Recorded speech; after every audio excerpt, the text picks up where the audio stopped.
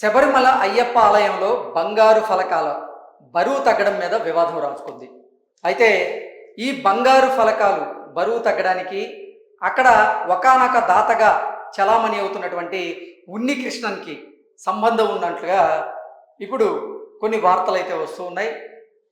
Travel core దేవస్థానం సంస్థ అక్కడ ఉన్నటువంటి విజిలెన్స్ అధికారులు ఒక నివేదికనైతే తయారు చేసి ఆ నివేదికను కేరళ హైకోర్టులో వారు సమర్పించారు. ఆ నివేదిక ప్రకారంగా ఉన్ని కృష్ణన్ గారే ఈ బంగారు దొంగ అన్నట్లుగా కొన్ని వార్తలు వస్తున్నాయి. దీనికి కారణం ఏంటి?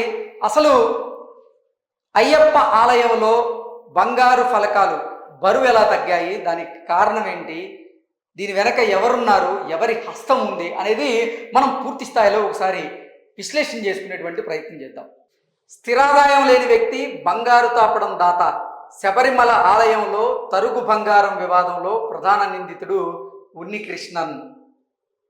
టీడీపీ విజిలెన్స్ నివేదికలో ఆసక్తికరమైనటువంటి విశేషాలు. శబరిమల ఆలయంలో బంగారు ఫలకాలు బరువు తగ్గడం మీద తలెత్తినటువంటి వివాదంలో కొత్త విషయాలు వెలుగులోకి వస్తూ ఉన్నాయి.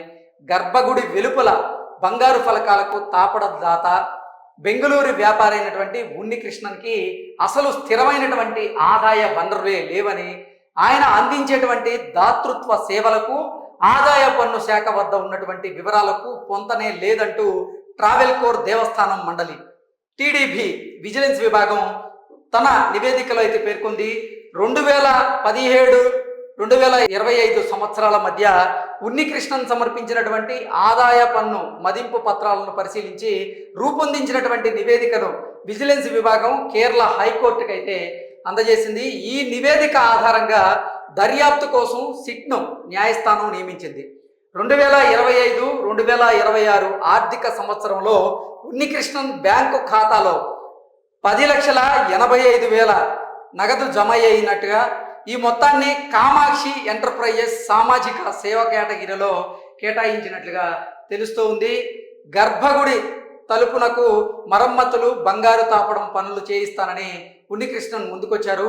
వాస్తవానికి ఈ ఖర్చుకి బళ్ళారి వ్యాపారి అయినటువంటి గోవర్ధన్ ఆయన నిధులు ఇవ్వడం జరిగింది.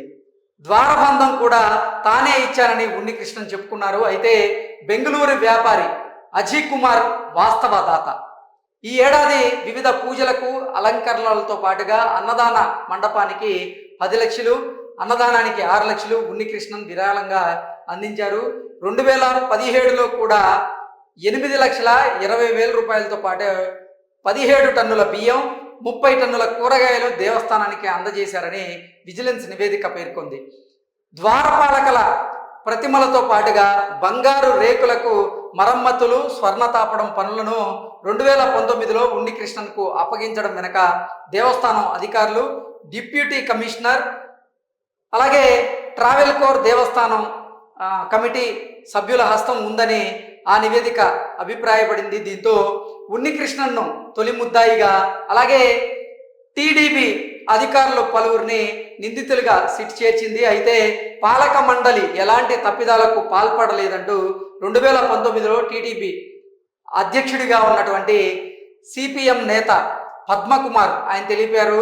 నేరాన్ని తనపై మోపేటువంటి యత్నాలు జరుగుతున్నాయని, దర్యాప్తులో సత్యమేమిటో త్వరలోనే వెల్లడవుతుందంటూ కూడా ఆయన పేర్కొన్నారు. కాగా కేరళలోని అన్ని హిందూ ఆలయాల ఆస్తులు, వాటి నిర్వహణ మీద తనిఖీలు నిర్వహించాలని కాంగ్రెస్ పార్టీ నేతృత్వంలోని యూడిఎఫ్ అయితే డిమాండ్ చేస్తూ ఉంది.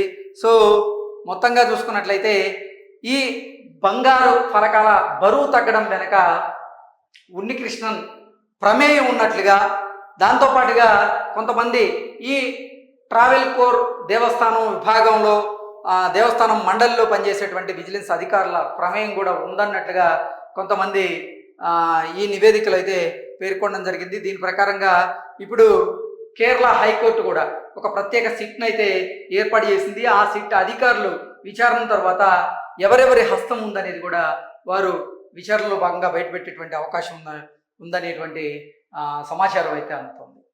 Thank you so much.